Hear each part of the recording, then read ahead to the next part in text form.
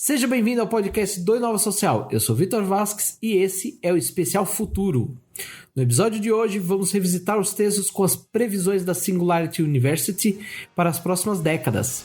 Então, aumente o volume, ajeite o fone, porque nós faremos uma viagem para o futuro.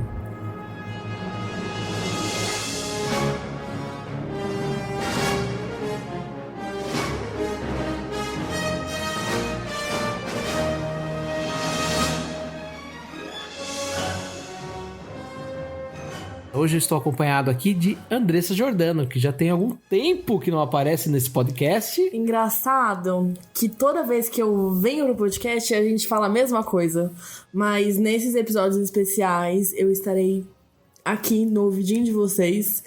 Não vou ficar sumida por muito tempo, a gente tem bastante coisa legal pra falar. E é isso. Andressa, no futuro. Vamos começar então com 2020. Primeira previsão, 2020 está logo ali, né? Sim. Estamos aqui chegando ao fim de mais uma década. Sim, é o último mês dos últimos 10 anos. Olha só.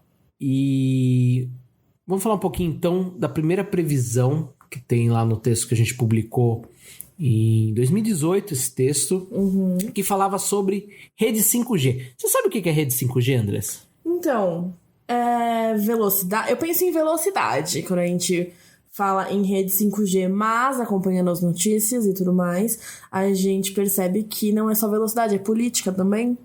Também, mas eu sei que você está sendo aqui um pouco até humilde em falar, porque você está bem alinhada nesse tema. Mas a gente queria falar um pouquinho o que é a rede 5G. A rede 5G ela não significa só velocidade. Ela significa um outro nível da internet, que foi dado o nome de internet das coisas. O que isso quer dizer? Não é só velocidade no seu celular. Vai ser uma outra camada da internet onde a gente vai poder ter aí conectado desde o semáforo de trânsito até a sua televisão, passando pelos... Claro, o seu celular também vai estar conectado na rede 5G, mas ele vai funcionar muito mais para conectar essas coisas, né? Colocaram o nome de coisas que eu acho que era muito simples. Alguém virou e falou assim, como que a gente chama essas coisas? Chama de coisa. Então, assim, tudo que se conecta à internet que não sejam os devices, os aparelhos tradicionais, celular, vão entrar nessa rede, né? E a gente pode fazer muita coisa com isso. Por exemplo, a gente pode fazer desde monitoramento de agricultura até, por exemplo, conectar uma ambulância aos semáforos da cidade, por onde ela for passar, o semáforo vai abrindo conforme ela caminhar nesse trajeto, né? É falar de cidades inteligentes de verdade. Exatamente. Mas segundo a previsão da Singularity, 2020 seria o ano do 5G. Mas o que acontece?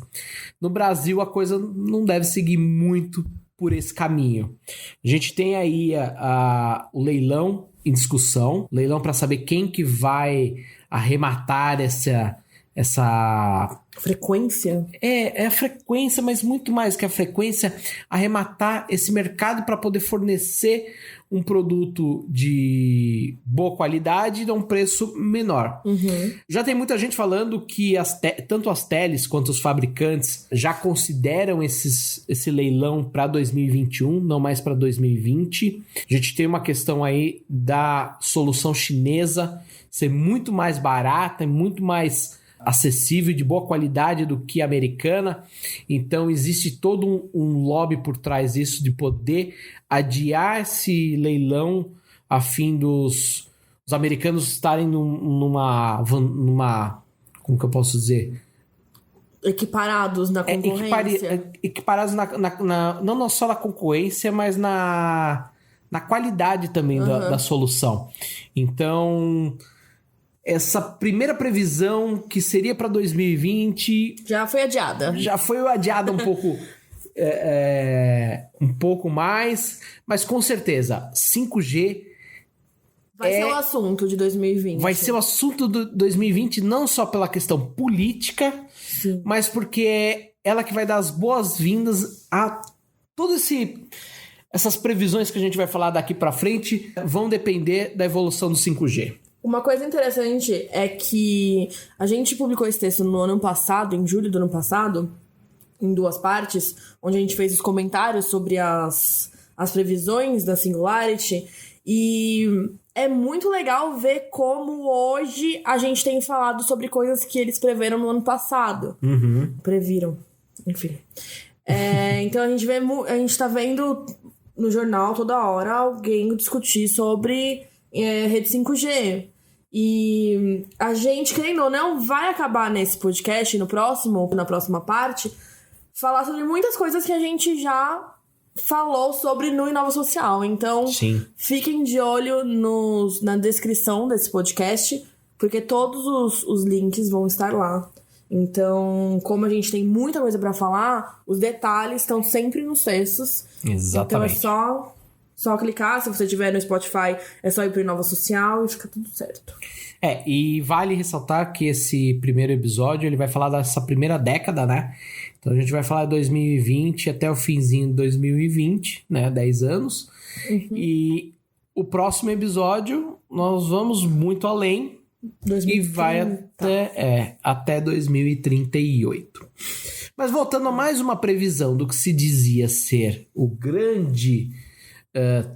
a grande tendência para 2020, a gente está falando um pouquinho de diagnóstico baseados em inteligência artificial. Legal que quando eu fui pesquisar isso, Andressa, eu vi um pouquinho da evolução que ocorreu em 2019. Começamos 2019 com as inteligências artificiais chegando muito próximos do que seria um diagnóstico médico humano. Na metade do ano a gente chegou a se equiparar a inteligência artificial com o diagnóstico do médico, né? E no finzinho agora, coisa de setembro, outubro, a inteligência artificial ultrapassou, né, o índice de acertos do médico humano. Então o médico ele se transformou num supervisor de diagnóstico. O que isso quer dizer? Quer dizer que o médico não precisa mais, que a inteligência artificial vai fazer tudo? Não. O médico, o humano, ele é essencial. A inteligência artificial ela só vai fazer o mão na massa. É uma ferramenta de apoio, porque hoje os médicos eles precisam pesquisar muito e eles comparam com coisas com as quais eles já tiveram experiência, se eles têm contato com um caso com o qual eles nunca tiveram contato antes, eles têm que pesquisar em pesquisas já publicadas, e isso requer muito tempo e requer um esforço que uma inteligência artificial consegue fazer muito rápido. Isso. Então vai virar um apoio muito importante, eu acredito. Em alguns casos, algumas doenças que são assim, únicas, né? Aquelas que atingem 0,0001% da população, muitas vezes aquilo lá demoram anos e anos para serem identificados e tudo mais. Por quê? Porque você precisa ser diagnosticado pelo médico certo, no momento certo, e com a inteligência artificial vai evitar isso, porque a inteligência artificial vai sinalizar, olha, pode ser X, Y ou Z. Quem vai dar o diagnóstico, quem vai bater o martelo e quem vai chegar para o paciente e falar, olha, tá ocorrendo isso, ainda vai ser o médico humano. Sim. Só que a gente tem um grande problema, que é tanto a questão ética quanto a digitalização. Vamos falar primeiro da digitalização, Andressa. Tá. Porque eu acho que é a parte mais fácil, que é os hospitais não têm conexão de boa qualidade e a maioria tem prontuário de papel. A gente, claro, não estamos excluindo os hospitais de particulares, super de ponta, etc. Mas se você for pegar, por exemplo, um hospital das clínicas... um hospital onde a maioria da população vai. E hospitais de ponta mesmo, muitas vezes eles ainda têm alguns processos, principalmente quando envolve digitalização, ainda caminhando. Então tem esse ponto, que é a digitalização. Que é a parte boa.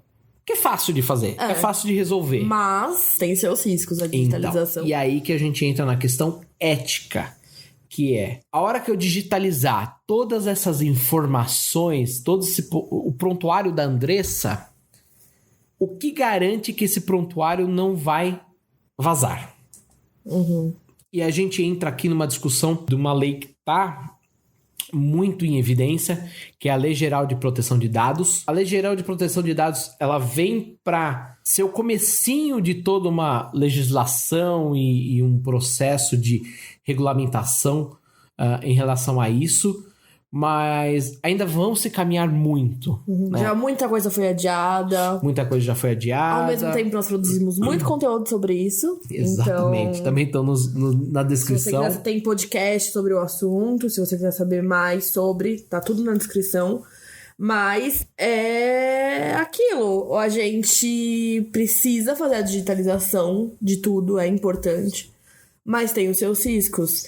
E acredito que a parte boa seja que isso vai fazer com que as empresas, os hospitais, enfim, as instituições em geral, procurem ter mais cuidado com os seus dados.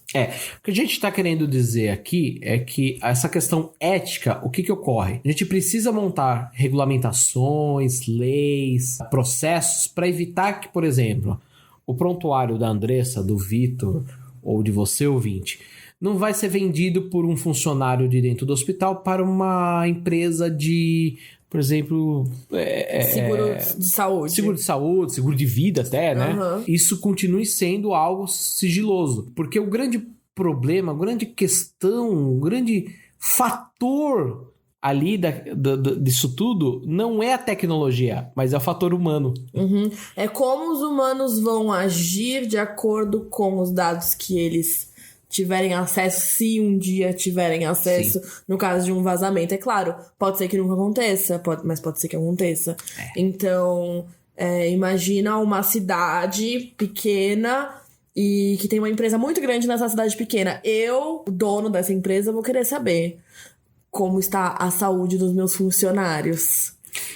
Por vários motivos. Exatamente. E nós vamos falar um pouquinho mais pra frente sobre a questão de dados, o poder que será você ter o dados. É ouro, vai ser ouro. Exatamente. O Harari, que é um autor super conhecido, fala sobre futurismo e tudo mais, ele fala uma coisa muito interessante. Ele fala que os dados será o novo capital. Antigamente a gente tinha terras, que era o capital, então quem controlava as terras tinha um poder, né? Depois a gente passou para as fábricas, para as máquinas, então aquele empresário, enfim, que tinha ali muitas fábricas e operários, ele detinha o poder. E ele fala que esse futuro mais próximo, quem deter os dados terão poder. Então, assim, imagine você, ouvinte, uma empresa, uma única empresa que tem aí os dados dos prontuários não precisa ser nem uma cidade, mas de um bairro, por exemplo, numa cidade como São Paulo. É muita gente, é um poder muito grande na mão. Né? Você pode tomar decisões com base nas informações que você sabe sobre essas pessoas. E já que a gente falou um pouquinho de cidade, vamos falar sobre mobilidade, que é outra previsão e outra coisa que já está super encaminhado também. De novo, a gente está falando de 2020 é amanhã. Então nós estamos falando dos VTOLs, né? O que são os VTOLs? São meios de transporte que tem a aterrissagem e... Como chama? Pouso. Não, pouso é a mesma coisa que aterrissagem. Aterrissagem e decolagem. A decolagem e a aterrissagem vertical. Na verdade... E agora vamos ter os carros voadores. Exato. Na verdade, o que eles querem falar aqui, o que eles estão chamando dos VTOLs, né? São drones autônomos. No começo do ano, na CES 2019, foi apresentado um dos primeiros modelos comerciais. E o Uber Air, que é uma...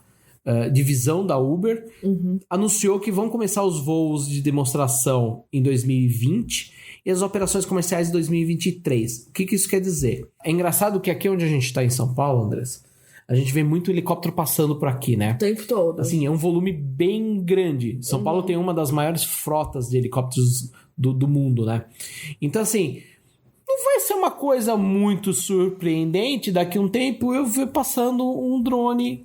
Com uma pessoa dentro. É basicamente um helicóptero, só que com algumas outras hélices. Vai ser tipo o Quinto Elemento? Vai ter que começar a fazer níveis? Níveis, não? Não, eu acho que não vai ser. Eu acho que assim, claro, vale a gente lembrar que principalmente esse modelo que foi apresentado na CES, nós estamos falando de um drone autônomo super luxuoso, então isso não está sendo feito para todo mundo. A gente não vai ser Quinto Elemento, onde o personagem do Bruce Willis dirige lá uma lata velha caindo aos pedaços. Não, nós estamos falando de, inicialmente, veículos luxuosos. Então, assim, são uma evolução do helicóptero, né? A diferença é que a questão de ser autônomo vai gerar uma facilidade, um acesso maior, mas eu não acredito que vão ser também nada coisa de ficção científica. Você voaria num helicóptero autônomo? Olha, eu já vou no avião. Que é praticamente autônomo. Agora, mas o piloto tá dentro do avião. Exatamente. E aí ele tem a vida dele a prezar. Então, eu acho que esses drones deveriam ter pelo menos um piloto lá dentro, porque aí eu já não sei se eu subir. Na verdade, eu tenho medo de avião, então eu não sei nem se eu subiria nesse negócio pra... Mas vai ser interessante daqui da janela ver. Vai ser interessante e o custo vai ser um pouco menor. Para quem tá em São Paulo, deve se lembrar que um tempo atrás a Uber tentou implementar esse Uber de helicópteros aqui em São Paulo. Foi uma pequena febre. Porque... Tinha gente juntando 3, 4, 5 amigos pra ir almoçar do outro lado da cidade. Mas era em lugares muito específicos, em pontos muito específicos. Aí você ia, sei lá, almoçar no shopping de helicóptero. E era uma viagem de 5 minutos, dava R$60, alguma coisa assim. O que é alto, mas é um helicóptero, enfim. Acabou virando, acho que mais uma diversão do que algo efetivo, né? Um meio de transporte. Exato. Mas, Andressa, nós prometemos que a gente ia falar de futuro, então vamos começar a brincadeira aqui de verdade. Porque 2020 já chegou. Você encerrou, chegou 2020. Não, e as previsões estão aí, estão sendo implementadas, a gente está pensando não só nos prós, mas nos contras dela. Então vamos começar a pensar realmente no futuro. O futuro começa em 2022. Robôs residenciais de serviços e brinquedos inteligentes. O que eu tô querendo dizer com isso? Imagina um universo onde a gente convive com as máquinas, robôs, tá? Não necessariamente humanoides, como a gente está acostumado nos filmes de ficção científica, mas muito mais parecido com os robôs da Boston Dynamics, tá? Não gosto dessa ideia. Tenho medo daqueles robôs. E eles vão se voltar contra nós, tenho certeza absoluta. Alguém vai puxar... Assim, uma coisa que eu não lembro se foi num filme do Exterminador do Futuro, mas alguém fala que sempre tem que ter alguém para puxar o robô da tomada. Mas eu acho que a gente vai ter isso. Mas o que eu tô querendo dizer? Primeiro, a gente vai ter aí a primeira geração dos robôs como assistentes, tá? O que a gente tá querendo dizer isso? Hoje a gente tem aí assistente virtual como Alexa, Siri e outros tantos que não possuem corpo, né? É um aparelhinho. Para quem fez a festa no último Black Friday, eles estavam sendo vendidos com super desconto, ou seja, super acessível, né? Hoje a gente já vê um público mais velho que não são os nativos digitais se adequando com uma Alexa, com Siri, com Android, enfim. Então, assim, isso já tá virando uma coisa normal. Mas imagina esses assistentes ganhando um corpo, né? Então a gente tem... Eu acho que ia ser ótimo também, por outro lado. Porque a gente pensa, por exemplo... Desculpa já atrapalhar, mas a gente pensa em questão de tarefas de casa, por exemplo. Sim. Ou, enfim, para pessoas que têm dificuldade de mobilidade, vai dar mais independência das pessoas e vai ser a Alexa e a Siri já ajudam bastante, mas elas não podem fazer muita coisa, elas não podem fazer nada físico, na verdade, a não ser que esteja conectado à internet. Mas esses caras, eu acho que eles ainda não vão chegar a este nível de nos ajudar. Nós estamos falando um pouquinho, quando a gente fala principalmente na Boston Dynamics, eu acredito que vão ser muito mais robôs sendo implementados numa questão de numa fábrica, num depósito de distribuição, por exemplo, do que efetivamente dentro de casa como um mordomo. Como um assistente mesmo. Não, como um mordomo. É que assim, eu vejo o assistente como Alexa, né? Mas esse boneco seria como um mordomo. Ele seria quase como um Andrew do Homem Bicentenário. Eu não acredito que a gente ainda vá ver isso, tá? Eu acho que a gente ainda vai estar limitado até mesmo pelo custo, né? Mas a gente já tem algumas coisas interessantes aparecendo. Que é o caso, por exemplo, da Sofia, que foi o primeiro robô a ter cidadania. Ela virou uma cidadã da Arábia Saudita. Mas o Ian LeCun, não sei se fala assim o nome dele, ele é diretor de pesquisas para inteligência artificial do Facebook. Ele afirmou que a Sofia não passa de um chatbot com rosto, né? Com semicorpo, na verdade, ela tem. Porque o que acontece? Ela não tem uma inteligência artificial, ela não consegue interagir, ela tem suas limitações. Ela não consegue aprender coisas. Eu acho que ela não consegue aprender. Eu acho que ela consegue aprender, mas ela tem algumas limitações que, assim, se não for inserido isso previamente, entendi. Você não consegue parar ali e ela aprender na hora. Então, assim, existem algumas limitações. Então, eu acredito que, assim, resumindo, robôs residenciais ainda vai ser uma primeira geração, vão ser os early adopters, se a gente ver. Não vai ser algo acessível. Não, nós estamos falando do robozinho que ainda anda em roda. Pode ser que, sim, quando você falou lá atrás, de dar mais poder, principalmente a quem tem alguma deficiência e tudo mais. Pode ser que eles ainda funcionam, mas eu ainda acho que é um robô que ele vai precisar de uma pessoa dando suporte pra ele. Então, assim, é um robô que pode ser que ele não ande numa casa que tem escada. Tá, entendi. Entendeu? Então, eu acho que ainda vão ter suas limitações. Desculpa, se eu não sei se eu te atrapalhei durante toda essa explicação, é porque é um assunto que me deixa muito empolgada. Porque a vida adulta é isso, você quer alguém pra te ajudar nas tarefas de casa. Você quer alguém pra lavar louça. Você quer uma lava-louça... Eu não pensei nisso. Você quer uma lava-louça que... Não fique lá esperando você colocar. Que venha até a sua mesa, pegue e coloque pra lavar, né? Porque não basta ter uma lava-louça, né? Ela tem que carregar e descarregar sozinha. Calma. Ainda não. Falando um pouquinho que a gente citou aqui no começo, brinquedos inteligentes. Isso é uma coisa super legal que eu tenho visto bastante. O famoso TED, né? O urso TED, que tem muito nos Estados Unidos. A gente tem uma nova geração desse brinquedo, onde ele tem um machine learning por trás. Então, ele aprende com a criança e ele vai interagindo com a criança.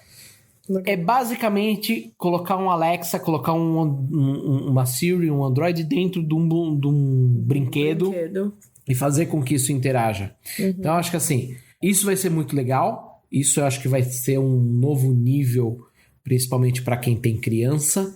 Mas acredito que 2022 vai ser isso que a gente vai ver. Sim, e é engraçado como a gente vê, e a gente vai poder perceber isso nos próximos períodos que a gente revisitar aqui do texto, que a cada 2 anos existe um conjunto de coisas. Então, a gente falou de 2020... muito sobre inteligência artificial. 2020 é a introdução. Sim, mas é muito sobre tecnologia que vai ajudar em questão de serviços públicos, principalmente. E agora a gente tá falando muito sobre cotidiano, agora para 2022. E uma das coisas do nosso cotidiano são as casas. Certo? E outra coisa que não está tão presente no nosso cotidiano são as impressoras 3D. O problema das impressoras 3D é que eu acho que elas foram vistas como algo de pouca utilidade no início. Pouca utilidade, caro. E precisava de uma pessoa muito especializada. Tinha que saber de 3D. tinha que saber 3D, tinha que saber até um pouco de cálculo e tudo mais, porque não era só sair imprimindo. E aí você via uma pequena torre Eiffel sendo construída, um boneco aqui, outro objeto ali, uma caneca. Enfim, nada muito extraordinário. Mas o interessante é que a impressão 3D vem evoluindo. E uma das coisas mais legais, na minha opinião, é que existem casas sendo construídas com a ajuda de impressão 3D. Isso é legal. Isso é uma impressora em escala gigantesca. Sim, que nunca cansa. Que nunca cansa, exato. E que pode construir coisas com diversos tipos de materiais. Então, por exemplo, a gente tem a maior impressora 3D do mundo, que é de uma empresa que imprime casas a partir de lama e argila, ao invés de usar materiais como concreto. Essa máquina, ela concluiu a primeira construção, foi bem no início do Inova Social, foi um dos primeiros textos que a gente divulgou, e o seu custo foi de $53. E é uma casa muito bonita, a gente vai deixar o link com as imagens. Uma casa de $53. Sim. Então, além de ter a questão de que é algo diferente, né? Pode fazer com que as coisas sejam construídas em larga escala. É algo que pode ser sustentável e pode produzir habitações de baixo custo, que é uma grande questão no mundo inteiro. Sim. Aqui no Brasil e nos Estados Unidos, enfim. A questão da habitação é um problema. E imagina, você construir casas a partir de $53 é muito interessante. Agora, levando isso para um outro nível, na Holanda, a gente tem o primeiro projeto imobiliário comercial de casas impressas em 3D. São 5 casas nesse mini condomínio e a projeção é que a última casa seja concluída em 2023. E a primeira casa está sendo concluída já e em breve vai ser habitável. Você moraria numa casa assim? Eu achei linda a casa. E o visual em volta dela é maravilhoso. Mas uma equipe da Universidade de Tecnologia de Eindhoven, ela afirma que essa técnica que essa empresa usa, ela é de baixo impacto ambiental, já que as emissões de CO2 associadas à sua produção são muito baixas. E isso é um ponto importante. A gente vai ver mais pra frente, porque... Enfim. A gente vai falar de baixas emissões de CO2. Exato. E emissões de CO2 é um grande problema no nosso planeta. Acho que um dos maiores desafios que a gente tem hoje. Só um ponto muito interessante a se dizer. É interessante, mas eu acho um pouco triste. A gente fez recentemente um texto sobre poluição na Índia, né? A Índia teve um caso, se eu não me engano, foi no Dia de Finados aqui no Brasil, de 2019, a Índia bateu o recorde de poluição. E a gente tá falando, assim, de coisas que não dava para sair na rua sem uma máscara. Ou seja, a gente tá deixando esse planeta inabitável. Então, assim, ou a gente resolve o planeta, ou a gente vai para... Marte. Que é a previsão de 2024. Eu sei que você tem muita coisa para falar aí. Sim, mas eu queria só comentar um primeiro que, assim... Existe uma corrida espacial velada para se chegar em Marte. Até agora ninguém colocou nada na rua. A SpaceX promete muita coisa. A Virgin quer fazer uma viagenzinha aqui a colar.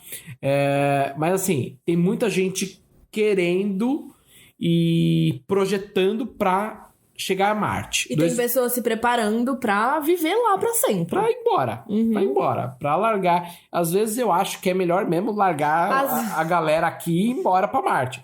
Mas o problema é que a gente viu naquele filme Elysium, que é de 2013, se eu não me engano, que quando a galera vai embora, quem fica é quem menos tem culpa do problema. Quem menos tem culpa, quem menos tem poder para resolver qualquer coisa, né? Para quem não tá lembrado, Elysium é com o... Wagner Moura. Tem o Wagner Moura, tem o outro rapaz que eu sempre esqueço o nome dele, que ele sempre tá perdido nos planetas, sempre tem que resgatar ele. Matt Damon. Mas ele conta a história, principalmente do Matt Damon, que é um operário, né? Que ele sofre um acidente e fica... Não dizem bem se é radioativo e tudo mais, mas eu sei que assim, ele vai morrer daqui a pouco. E a única opção que ele tem é ir pra Elysium. Que é meio que um planeta fechado no espaço. É isso, que fica bem perto da Terra, não é igual Marte, é como se fosse um planeta satélite. Sim. Não sei se esse termo tá correto, desculpem, cientistas. Mas só a galera rica mora lá. Exatamente. Então, se algum dia a gente vir a colonizar Marte, é isso que eu imagino, é esse filme que eu imagino. Mas eu quero falar... Vou falar das coisas boas. Você queria falar um pouquinho sobre colonizar Marte. Sim. Então eu vou deixar você falar. Eu acho que a gente pega um pouco o gancho da impressão 3D, das casas impressas em 3D, porque pra colonizar Marte você precisa também de um lugar pra morar, de um abrigo. E não dá pra ficar levando cimento pra lá, né? Não dá pra ficar, enfim... A NASA, ela lançou uma competição e convidou os participantes dessa competição a desenvolverem um abrigo sustentável. Então é bom que você pega o planeta do zero, mas tem que começar sustentável. Não vamos repetir o mesmo erro daqui. Sim. Pra abrigar uma equipe de astronautas em missão em Marte. E a ideia é que essas técnicas de construção usassem impressora 3D. Em primeiro lugar, ficou o projeto chamado Zophorus, que é uma habitação modular impressa em 3D que não tem necessidade de interferência humana. E ela é feita a partir da superfície de Marte. É um projeto de casas, de habitações de construção modular. Então, elas podem ser impressas uma do lado da outra e criando uma comunidade. E cada habitação é construída usando material composto de gelo, óxido de cálcio e massa marciana, que são coletados por veículos móveis. Então, é algo bem interessante. A gente também tem um texto falando de todos os projetos que ficaram em primeiros lugares dessa competição. A gente só falou dos Zophorus aqui, mas tem muita coisa legal. E é isso, não dá pra você ficar levando os materiais de construção que a gente tem aqui, não dá pra você capacitar pessoas pra construir uma casa, e não dá pra você levar pessoas capacitadas pra lá e trazer pra cá de volta. Então, você ter uma forma de construir uma casa que não precise de interferência humana e que use materiais que são encontrados na superfície de Marte é uma ótima opção. Ótima opção. O grande questão de Marte é que a gente não consegue levar nada, né? Foi o que você falou, não dá pra levar também algumas pessoas especializadas nisso, não dá pra mandar um empreiteiro pra lá. Porque, né? Ou é uma coisa ou é outra, né? Não dá pra você levar um empreiteiro e o cara vai ficar lá fazendo o quê? Ele tem que ser astronauta também, vai ficar construindo, casa É bom até, sabe por quê? Ele cria um negócio dele lá já. Não. Já constrói casas quando estiver habitando Marte for real, ele já tem um condomínio pronto. Tá pronto pra morar. Não, você mandar um empreiteiro pra Marte, com certeza ele vai superfaturar o planeta. Ai, meu Deus. A gente ri pra não chorar, né? Exatamente. Mas vamos voltar pro planeta Terra, Andressa? Eu quero falar um pouquinho... eu, quando falo de Marte, eu lembro muito do rover, né? Que tá lá em Marte, passeando lá. Essa semana eu li uma notícia que ele começou a perfurar... começou a perfurar, não. Tava perfurando o terreno lá em Marte e a broca parou e ninguém sabe... Isso é super recente... ninguém, pelo menos até onde eu tinha lido, ninguém sabe como resolver. Não, ninguém sabe por que parou. Esse é o problema também. Exato. Né? Mas isso me lembra uma próxima tendência e tecnologia que a gente tem aqui para 2024, que são os entregadores autônomos. A gente não tá falando das pessoas que decidem ser autônomo, não, próprio. Nós estamos falando de... empreendedores de si mesmo, não é mesmo? Não. Inclusive, o Vitor escreveu um texto muito legal sobre isso. Exato. Vamos colocar aqui todos os links, a gente vai colocar aqui. Acho que eu vou colocar um em novasocial.com.br, porque lá estão todos os textos. Mas que eu queria falar um pouquinho sobre isso. A gente está falando sobre pequenos veículos com rodas, né? Isso na maioria das soluções que estão sendo implementadas hoje. Não espere um entregador autônomo, um robozinho que vai bater na sua porta. e vai falar, oi, tudo bem? Vim entregar. Não. Nós estamos falando de pequenos robôs, onde você vai pedir a sua encomenda e vai estar sendo monitorado ali, você vai ver ele chegando como se fosse um carro do Uber ou de qualquer outro aplicativo, né? No Brasil, essa solução já... Recentemente a gente fez um texto no Inova, onde a gente mostrou que o iFood já está começando a fazer alguns testes. Claro, o iFood vai começar os testes dessa solução em ambientes controlados. Então, assim, você vai pedir sua comida, o robozinho vai levar do restaurante que você pediu até um ponto dentro do shopping, vamos assim. Vamos dizer que você pediu uma comida dentro de um restaurante que tem no shopping. O robozinho vai levar do restaurante até um ponto... Até o estacionamento, por exemplo. Até um ponto lá X do iFood. O entregador humano vai pegar, vai levar até o ponto, né, onde você tá. Então vamos dizer assim que você tá numa empresa ou num prédio, num complexo residencial ou empresarial, enfim. E vão ter robôs dentro desse prédio que vão levar até a sua mesa, até o seu apartamento, onde for. Isso já está sendo usado. Para quem está dentro do TikTok, que é uma rede social de vídeos mega utilizada pelos mais jovens, né? É muito fácil encontrar vídeos de pessoas interagindo com esses robôs em campos pelo mundo. Então, nos Estados Unidos, na Índia, enfim... Esses robozinhos estão sendo muito utilizados. Só que ele tem um problema. Assim como o rover, que para lá, né? Esses robozinhos, eles caem no meio-fio, eles tropeçam, né? Então eles viram. Então você vê, por exemplo, no TikTok, você vê muito vídeo dos adolescentes, dos estudantes, né? Virando o robozinho de volta, colocando ele para andar, né? Ou então o robozinho tropeçando em alguma coisa e aí ali o pessoal filmando. Então, assim, a gente vai ter uma evolução desse cenário, e não só uma evolução desse cenário, mas também uma ampliação disso tudo. Eu vi uma solução outro dia, não lembro se era da Amazon ou da FedEx, onde o entregador humano vinha com uma van, parava no bairro, e aí ele abria a van e da van saíam vários robozinhos que iam fazer entregas próximas. A gente escreveu sobre isso no Inova, se eu não me engano. Eu vou pesquisar pra ver se é isso, mas... é um robô super... que lembra muito o robô da Boston Dynamics até. Ah, não. Essa é a solução mais high-tech. Tá. Eu tô falando numa solução até mais simples do ponto de vista tecnológico, não tão ficção científica como a solução da Boston, mas é uma solução super viável, que é praticamente uma van, onde ele para, esses robozinhos saem de dentro dessa van, entregam ali nas ruas mais próximas, e depois voltam pra van e fazem o seu processo, né? E vão fazendo esse processo constantemente. O que a gente quer dizer? 2024 a gente tem essa tendência onde esses robôs vão aumentar, né? Tem gente fazendo teste. Esse projeto, se eu não me engano, é da Ford, esse que você citou. É mesmo? É um robô que ele tem um corpo humanoide, não são 2 pernas, 2 mãos, mas eu acredito que esse tipo de solução... Nós estamos falando de 2024, Andressa. Nós estamos falando daqui 4 anos. Se a gente olhar um pouco para trás, os últimos 10 anos, do que foi feito de robótica, a gente sabe que tem um custo muito alto para implementar isso numa escala comercial. Sim. Acredito que isso vai chegar. A gente vai ter isso logo mais.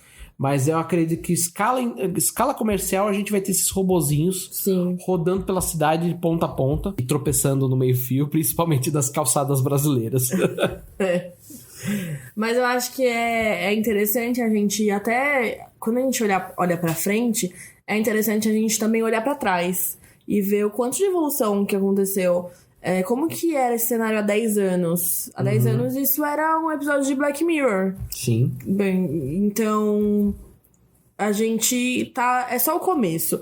Sempre que a gente fala sobre uma tecnologia nova e que ela é engraçada porque ela não é perfeita e às vezes precisa do humano, ela vem pra facilitar a vida do humano, mas precisa do humano pra ajudar com esses percalços. é só o começo. Sim. Imagina como que vai... Imagina não, a gente tem profissionais já imaginando isso pra gente. Como que vai ser daqui a 10 anos, como que vai ser daqui a 20 anos. Então, eu acho que é bem legal a gente fazer esse exercício. Andressa, e eu acho que, assim, se a gente pega a primeira temporada de Black Mirror, já que você falou de Black Mirror, tinha algumas soluções que você olhava ali e você falava assim, nossa, isso é muito Black Mirror.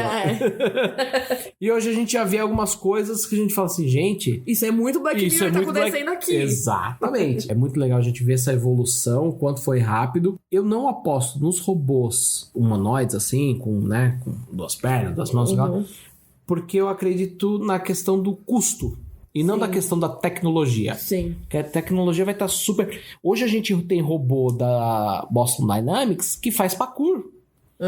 Então, assim, não impede nada, só que quantos milhares de dólares deve custar aquele robô? E aquele robô deve ser, assim... cuidado, como diria minha mãe, a pão de ló, né?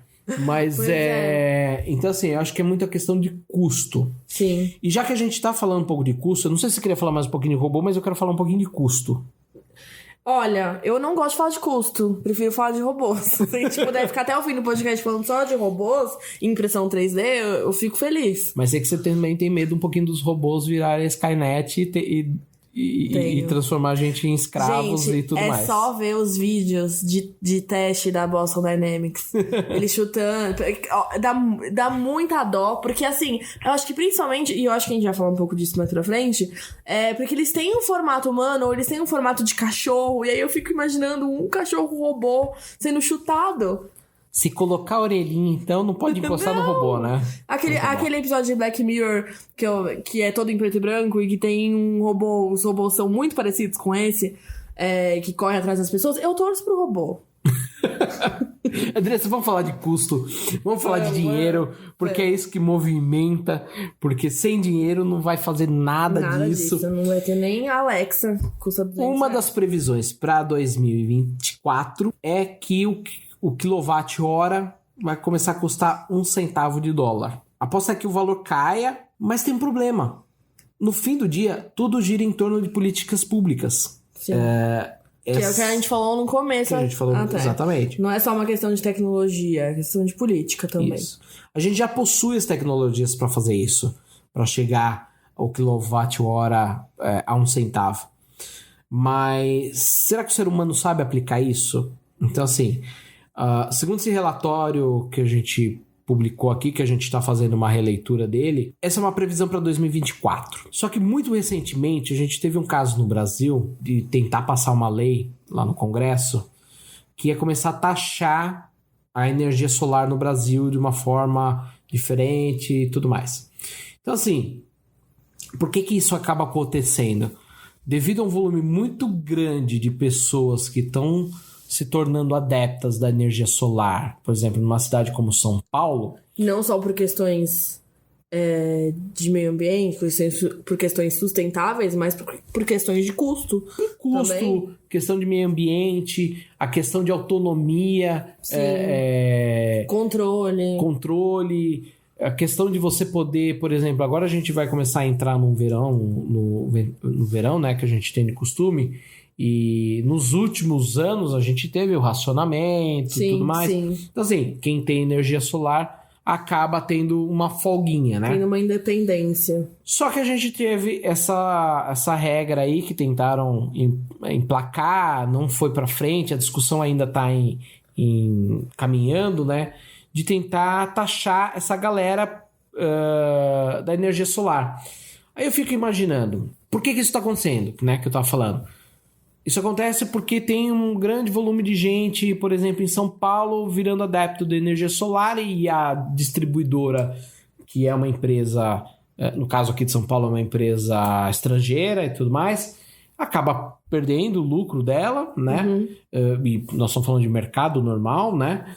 Então ela acaba pressionando o governo a falar, olha, não dá para você tem que segurar isso porque senão eu não consigo te prestar o serviço, né?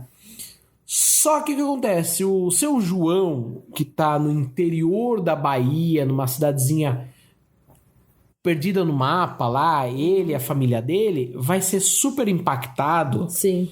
por isso, por causa de uma coisa que está acontecendo numa cidade grande. Então, assim, ele não vai ter o quilowatt-hora a 1 centavo por causa dessas discussões comerciais. Então, assim, eu acho super legal essa previsão da Singularity para 2024, mas eu, Vitor, sou um pouco cético em relação a isso. Tudo depende da forma como as questões no país são administradas. E não tô falando nem só por Brasil, aqui não tô fazendo uma crítica Brasil, tô falando do mundo inteiro. A gente tem tecnologia para fazer isso, mas isso vai esbarrar em políticas públicas e vai esbarrar muito mais em políticas públicas, em políticas. É o famoso politicagem, né? Vai ter uma empresa ali que vai tentar fazer algum lobby, alguma negociação para poder barrar alguma coisa. Então eu não acredito que a gente vai ter esse 1 centavo quilowatt-hora. Se a gente tiver, vai ser lindo, vai ser maravilhoso. Porque a gente tem uma outra previsão para mesmo 2024, que é energia limpa para 90% do mundo. Se a gente tiver energia limpa para 90% do mundo, com quilowatt-hora por 1 centavo... É quase que uma utopia, né? É quase que uma utopia. Então, mas assim, é possível. É possível tecnologicamente, sim. Vamos ver o que o ser humano faz para variar. Entendeu? Uma outra previsão que eles falam é a respeito do carro elétrico. O carro elétrico fazer parte de 50% da frota mundial ser carro elétrico. E isso deve impulsionar vários fatores que a gente vai falar daqui para frente, que é um reflexo dessa mudança do carro a combustão para o carro elétrico, né? Isso eu acredito que vai ocorrer. A gente já tem visto muitas empresas, muitas montadoras lançando carro elétrico. Mas uma vez eu estava conversando com o diretor de uma grande montadora aí, uma grande montadora alemã, que eu não vou falar o nome, já corta bastante. E ele falou o seguinte: a gente não faz carro elétrico no Brasil porque o Brasil não tem infraestrutura. O meu carro elétrico tem ali no máximo, explodindo, um desempenho de 50 km. 50 km não é nada dentro de uma cidade, por exemplo, como São Paulo. Sim. Então, assim, legal, eu saio do ponto A ao ponto B, o ponto A sendo sua casa e o ponto B o seu trabalho. E vamos dizer que ele tem 50 km de distância um do outro. Quando eu chegar no ponto B, que é o seu trabalho, como que você vai carregar o seu carro? Se não tiver uma infraestrutura geral. Sim. Você vai virar pro seu chefe e vai falar assim: olha, desculpa, mas eu vou ligar meu carro aqui na tomada? Não. Então ele falou muito sobre isso. Se a gente chegar em 2024 com 50% da frota mundial de carros elétricos, vai ser também uma grande mudança, não só de questões de mobilidade, questões de custo, mas também uma questão de meio ambiente, que acaba incentivando uma outra previsão, que é a China e a Índia encerrando as usinas de carvão. Eu acredito que assim... A previsão é que isso aconteça... Em 2024. Em 2024. Sim. A China tem um histórico que ela está fazendo essa mudança para um universo sustentável bem grande. A gente já tem cidades na China hoje que são 100% sustentáveis, com carros elétricos, com 100% a frota é carro elétrico. Então a gente já tem uma mudança muito grande. Por quê? A China sofreu o que a Índia sofreu recentemente em questões de poluição na década de 90, na década de 2000, 2010... ela vem sofrendo cada vez mais. Tem cidades, né? que tem ainda esse problema. Então o governo chinês entendeu essa solução e falou: bom, peraí, preciso mudar. Mas caramba, a gente tem que chegar nesse nível pra mudar. Eu sinto que o ser humano só muda quando aperta, sabe? Então assim, eu preciso que o meu país tenha as cidades mais poluídas do mundo pra que eu tenha que mudar. É esse o limite pra gente realmente mudar? Respondendo a sua pergunta, eu já jogo uma outra previsão, que é, apesar de todo esse cenário que a gente está falando, 50% da frota mundial de carros elétricos, China e Índia encerrando as usinas de carvão, energia limpa. Uma das previsões para 2024 é que teremos um recorde de emissão de CO2. Então, assim, não tenho resposta sobre isso. E uma coisa que... Você acredita também que não? Uma coisa que é importante falar é que a gente adoraria trazer respostas aqui. Sim. Mas, na verdade, a gente traz muito mais questionamentos e possibilidades do que respostas, porque...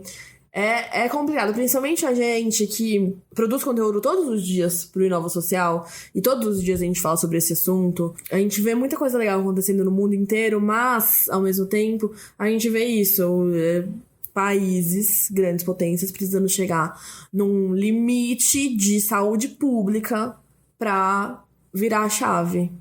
Exatamente. Então é um pouco desesperador, porque eu não quero que o meu país chegue nesse nível. E eu sou, como moradora de São Paulo, sei bem o que é viver num lugar poluído. Eu vou um pouco além. E São Paulo nem é tão poluído, desesperadamente poluído que nem essas cidades. Era isso que eu ia falar. Eu acho que você, como moradora de São Paulo, não imagina o que é uma poluição, por exemplo, de Xangai. Mas, ao mesmo tempo, muita gente no Brasil não imagina o que é uma poluição de São Paulo. Exatamente. Então, assim, eu espero muito que o Brasil não precise chegar ao ponto que chegou China e Índia pra gente poder mudar a chave. Se tudo der certo, a gente não vai chegar a esse ponto. A gente tem que ser otimista. Exato. Bom, ainda temos mais 2 biênios para falar aqui, né? 2026 e 2028. Então, falando de 2026, a gente tem a previsão a respeito do nosso carro. O que eu quero dizer? Com a ascensão da economia compartilhada e tudo mais, a gente vai passar a não ter mais um próprio carro. Mesmo sendo carro elétrico, carro autônomo. E a gente nem entrou no fato do carro autônomo. Sim. Mas o que antes era um status passa a ser um fardo. Hoje já é um fardo. Hoje já é. Quem tá escutando esse podcast no começo do ano e tem carro, vai lembrar agora do IPVA, do seguro, vai lembrar de um monte de coisa. E a gente tem visto muitas pessoas mudando. Vendendo carro e pegando mais Uber 99. Eu não tenho carro e não sinto falta de ter carro. Eu acho que é muito também uma questão de estilo de vida. Tudo que eu preciso fazer eu pego, principalmente hoje em dia, né? Pego um carro de aplicativo e enfim. Falando um pouquinho sobre essa questão da economia compartilhada, ainda naquele papo que eu tive com esse diretor daquela montadora, foi um bate-papo que a gente teve durante o último salão do automóvel. Ele falava o seguinte: o meu desejo não é que você compre meus carros mais, mas que você alugue eles. Eu achei interessante uma montadora falar isso pra mim. Porque ele falou assim: eu quero que você vá do ponto A ao ponto B com o meu carro, e usando toda a estrutura que existe em volta do carro. O que ele quis dizer? Ele, como a montadora X, teria acordo com o hotel Y, com o posto de recarga. A gente estava falando de carros elétricos, né? Com o posto de recarga da marca tal, né? E você usaria esse ecossistema dentro da marca dele. Então, assim, o carro não passa a ser meu carro, ele passa a ser nosso carro. E falando um pouquinho ainda de mobilidade, a previsão é que em 2026 a gente atinja 100 mil viagens de VTOLs por dia. Então, assim, a gente não está falando só do nosso carro, mas você pode falar carro voador. Do nosso carro voador, né? Você está falando do nosso drone, nós estamos falando uma economia compartilhada na questão da mobilidade que vai muito além do que a gente está acostumado hoje. Isso pode ser uma grande mudança na mobilidade urbana, principalmente das grandes cidades. Eu acho que é muito interessante a gente ver que primeiro a gente falou, lá atrás a gente falou desses carros voadores como algo exclusivo, algo pouco acessível, enfim, um drone de luxo. E em 2026 a gente tá falando de uma certa acessibilidade a isso. 100 mil viagens por dia. Por dia. Mesmo em escala global, é bastante coisa. Né? A gente tem bastante coisa. E falando de um grande volume, eu já quero falar também de outra previsão para 2026, que são as hortas em casa. 2026, provavelmente, a gente terá neste planetinha azul cerca de 8 bilhões de pessoas. A gente não entrou aqui em nenhuma questão de falar sobre agricultura, alimentação. A gente sabe que a gente está passando por grandes mudanças. Pela primeira vez na história da humanidade, a gente está passando por uma mudança muito grande no setor de agricultura, que a gente deve ver nos próximos anos, né? E uma delas é de ter a horta em casa, né, Andressa? Você poder ter produzir seu próprio alimento, claro que em uma escala muito pequena, né? Para uso próprio. Orgânico. Orgânico... também depende, né? Eu acho que depende. Eu acho que nessa questão, quando eles falam em horta em casa, claro, não vai ser uma horta onde você vai ter, mas espera aí que eu vou tirar agora aqui meu agrotóxico. Deixa eu mexer na minha roupa de cuidar das plantas. Vai ser muito mais saudável, talvez, mas eu acredito que a gente vai ver algumas questões um pouco mais escala, como que eu posso dizer? Comercial.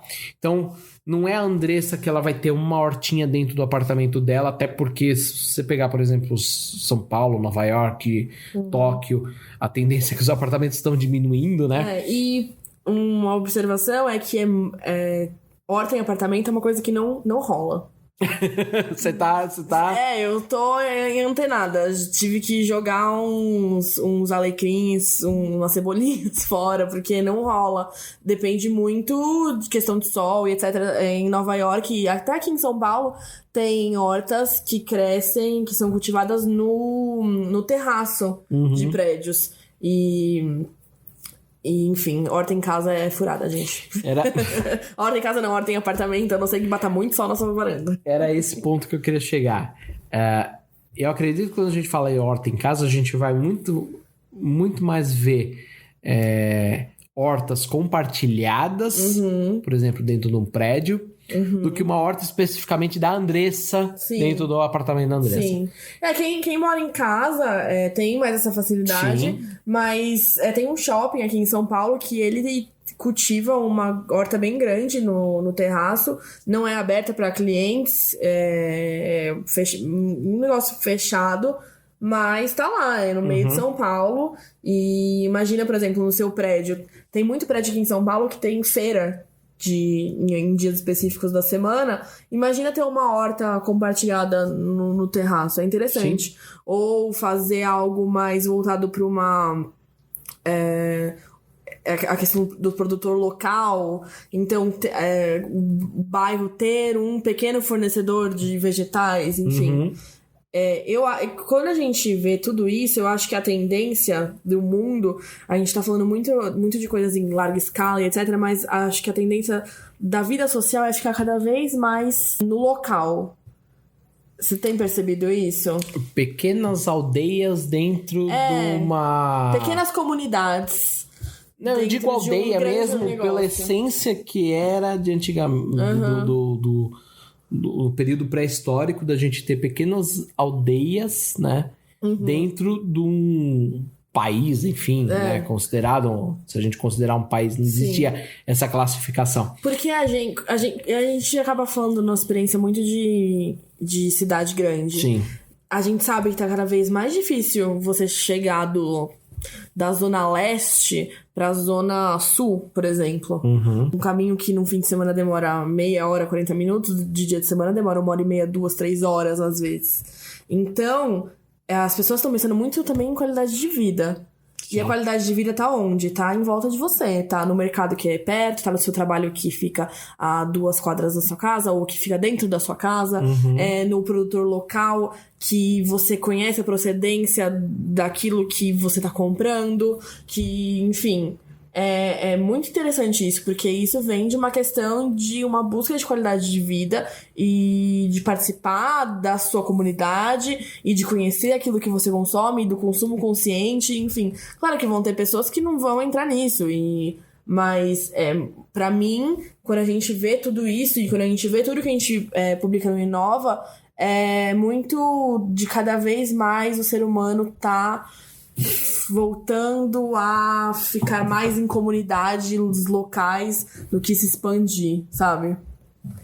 Eu acho que a gente nunca fez tanto sentido falar aquele termo sobre aldeias conectadas. Uhum.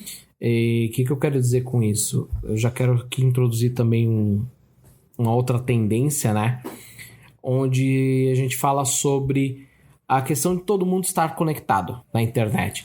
Então, ao mesmo tempo que a gente tem todo esse relacionamento dentro do bairro, né? A gente pega um smartphone e a gente vai estar conectado ao mundo inteiro. E a previsão é que para 2026 a gente tenha realmente todo mundo conectado. Todo o mundo. Todo o mundo. Então, desde da Andressa em São Paulo até o... Não vou conseguir arranjar um nome, mas o John, vou arranjar um nome fácil. O John lá na África subsaariana. Uhum. Entendeu? Como que isso vai acontecer? Existem várias soluções que estão tentando produzir essa internet global, mas uma delas é o nosso queridinho Elon Musk, o bilionário que parece que ele só quer fazer coisas boas. Eu não sei, eu confesso que de um tempo pra cá eu tô com uma ressalva do Elon Musk. Pois é. Inclusive, não temos falado muito dele no Inova Social. Não, porque ele só tem... Você gostou do carro dele? Adorei a janela, principalmente. Eu acho que assim, enfim, tem momentos que eu acho que o Elon Musk ele tá fazendo coisas super ultra comerciais e tem outros momentos que eu acho que ele quer salvar o planeta. Uhum. Mas o que ele fez? Com a SpaceX e com o investimento de 10 bilhões, ele quer disparar 12 mil satélites que vão formar um cinturão, onde vai levar a internet de alta velocidade para qualquer lugar do mundo. Então, se você estiver lá em cima no Nepal até em São Paulo, você vai ter essa conexão. É interessante ressaltar que, por mais que você tenha acesso à internet, todas as pessoas à sua volta tenham acesso, e você fala com a sua prima que tá em Portugal de um jeito muito melhor do que era há 10 anos, 4,4 bilhões de pessoas no mundo não têm acesso à internet. E quando a gente fala de 4,4 bilhões de pessoas, a gente tá falando de um mundo que tem 7,5 bilhões de habitantes. Ou seja, mais da metade não possui internet. 55%. Hoje, 2020. Exato. Então, assim, é muita coisa. É um salto muito grande em 6 anos. Sim, mas assim, com essa solução que ele quer, ele chama de Starlink, a solução, de levar a internet via satélite. É muito fácil na teoria. Tudo né? Vamos ver como que funciona na prática. Porque o que acontece? A questão é, como que o John, lá na África subsaariana, vai ter acesso à internet? E aí entra uma questão muito delicada. Várias previsões e várias especialistas, enfim, não necessariamente desse relatório que a gente está falando da Singularity, mas de outros fontes que a gente acompanha, diz que assim, isso só vai ser possível porque grandes empresas... E quando eu falo grandes empresas, assim, não é só o Elon Musk que está fazendo isso, por exemplo. O Facebook está também tentando uma outra solução. O Google tentou uma solução com balões atmosféricos, enfim. Então, assim, grandes empresas estão querendo levar a internet. Por quê? É interessante para o Facebook, para o Google, que todo mundo tenha acesso ao produto deles. Sim. Então, uma das soluções que muita gente aposta, e eu acredito que isso vai realmente virar realidade, é você ter acesso a smartphones, notebooks, a custo, entre aspas, e eu estou fazendo com os dedos nesse momento, muitas aspas, gratuito. Porque você não vai pagar com dinheiro, mas você vai pagar com dados, com os seus dados. Que, de novo, é aquilo que a gente falou lá atrás, que vai ser a moeda, vai ser o poder. Exato. Vai ser a moeda de troca do futuro. São os dados virando capital. Então, assim, de novo, isso muda muito a sociedade como a gente conhece hoje. a gente muda muito o formato de empresas, porque essas empresas elas vão ter um poder muito maior até que governos. Então, assim, a gente tem alguns cenários que são interessantes a gente ficar de olho. Não são cenários apocalípticos, nada. Não. Mas vale a pena a gente acompanhar. São cenários com muitas possibilidades. E, ao mesmo tempo, com muitas pedras no caminho. Sim. Uma observação sobre o Elon Musk. Eu gosto muito dele. Eu gosto muito das soluções que ele propõe. Mas, ao mesmo tempo, o tempo tá passando. Então...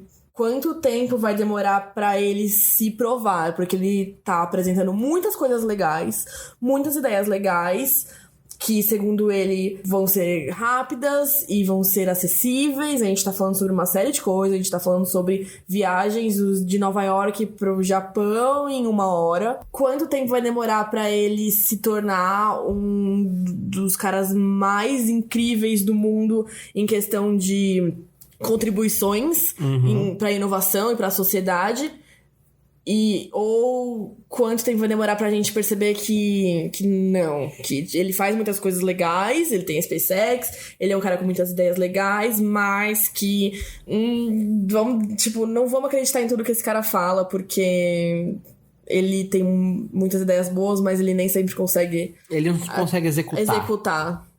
Porque quando ele fala que daqui a pouquíssimos anos as pessoas vão conseguir ir dos Estados Unidos para o Japão em 1 hora, 1h30, pagando uma passagem que custa um valor parecido com o valor de uma passagem de classe econômica, você acha muito legal. Mas o tempo passa.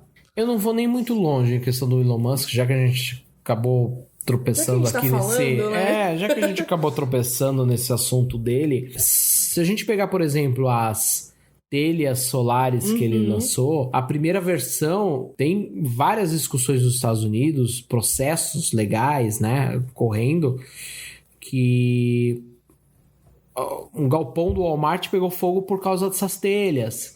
Então, assim, o meu sentimento em questão ao Elon Musk, ao titio Musk, é que me parece que, assim, tudo, exceto a SpaceX eu acho que ela super funciona com a NASA e tudo mais, ela é a FedEx da NASA, né? Mas, assim, o restante, tudo me parece que tá em modo beta, em modo de teste. E ele é um cara que me parece que, assim, ele também se enjoa muito rápido das coisas. Então, até que ponto ele vai conseguir evoluir e amadurecer e entregar um projeto super maduro. Então, assim, eu acho que ele tem que começar a mostrar ao que veio. É exatamente isso, é o tempo passando pra ele. É muito legal quando você faz uma apresentação, mostra coisas muito legais num período X de anos, mas o tempo passa e vamos lá, acho que ele tem muito que se provar. E eu espero que tudo seja entregue, porque eu acho que as ideias dele são muito legais, apesar de não funcionar. Muita gente não acredita. Não, muita gente não acredita, muita gente que acha que é um cara com ideias legais e ponto. E já que o tempo passou, vamos falar então de 2028. Estamos chegando no finalzinho da nossa década. Uma das previsões é que a energia solar e eólica vão se popularizar e transformar a forma como que nós geramos energia. E isso tem um impacto. O impacto é que o petróleo ele começa a atingir o pico dele em 2028. O que isso quer dizer? Na curva de vida dele atinge o pico de uso, né? E começa a cair. Existem especialistas que acreditam que a gente tem reserva de petróleo até 2060, ou seja, 2030 a gente está ali na metade, falando falando 2020 até 2060 a gente está na metade, certo? Sim. E sempre precisa lembrar que o petróleo é um recurso que não renovável. Sim, exato. Então é sempre, por mais que tenha muito... Então, assim, o que acontece? 2028, né? 2030, né? A gente tem ali o começo do fim. Porque isso vai mudar muito a sociedade como a gente conhece hoje, né? A gente tá falando do fim do petróleo. Sim. Então, é uma mudança grande. 2028 a gente começa a ver uma mudança muito grande. Não só... E a gente não tá falando só em combustível quando a gente fala em petróleo. A gente tá falando de plástico, a gente tá falando de tantas coisas, né?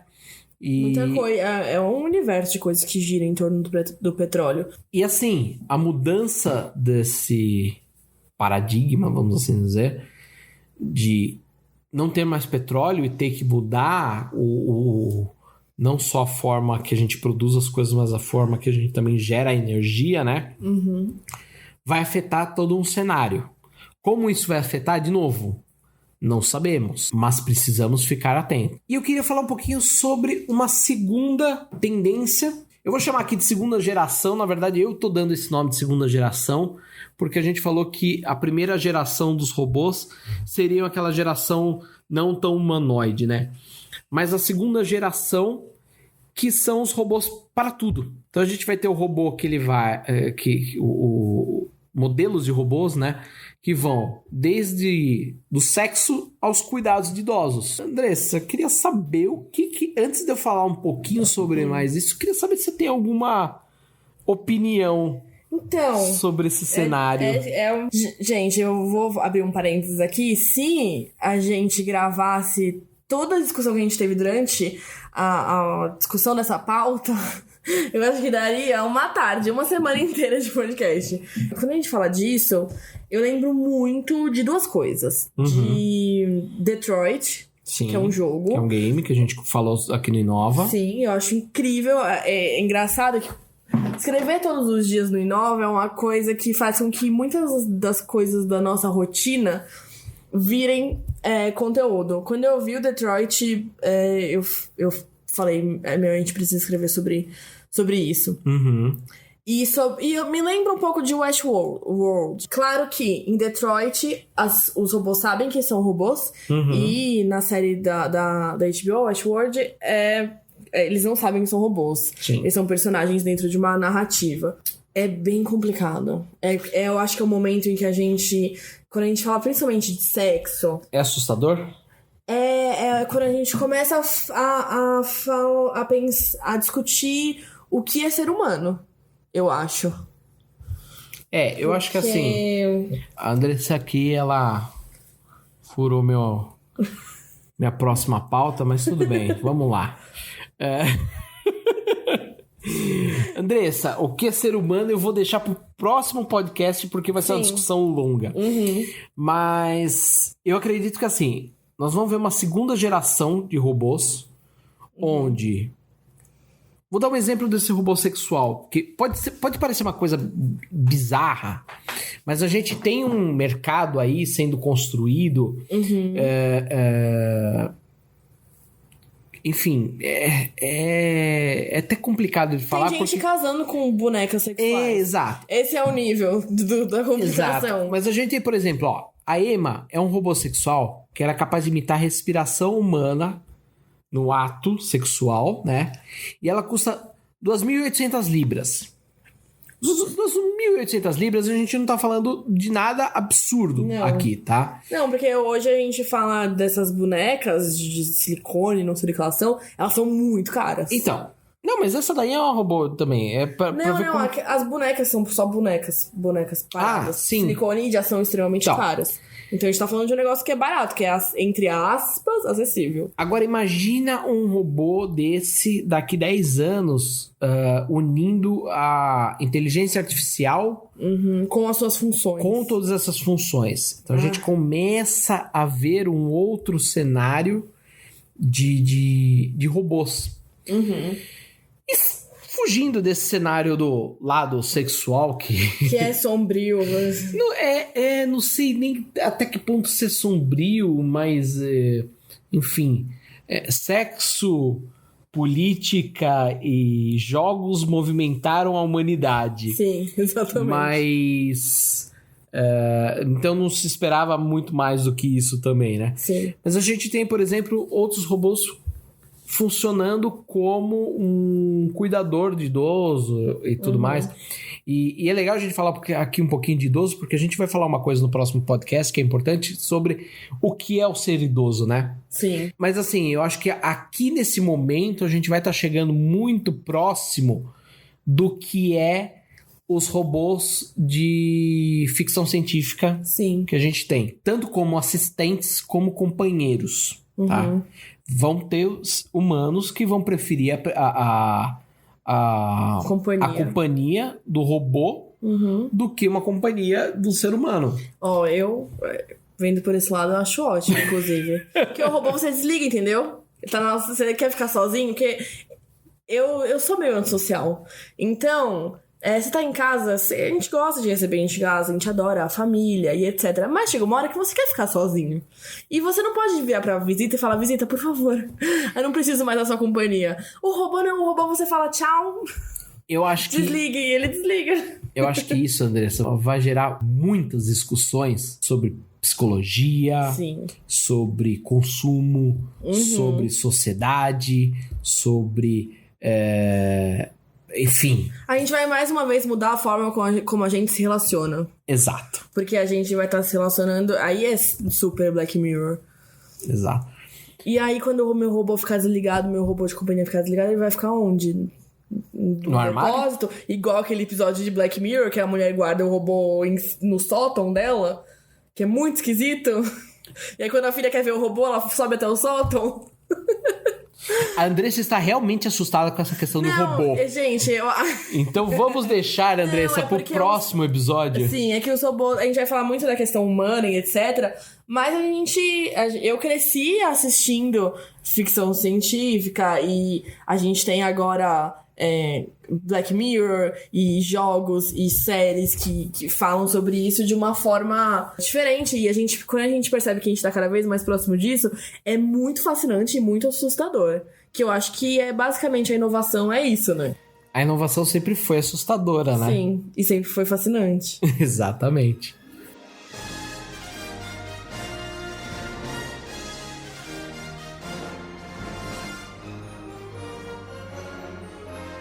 No próximo episódio do podcast Inova Social Especial Futuro, 2030 inicia uma nova década e um novo cenário para a sociedade. O fim do teste de Turing nos fará questionar o que é ser humano? Os humanos atingirão 200 anos de idade e, com a longevidade, uma nova sociedade será formatada. O fim do petróleo se aproximará cada vez mais, fazendo com que petrolíferas deixem de existir e outras formas de gerar energia ganhem espaço. Não perca no próximo episódio do Inova Social Especial Futuro.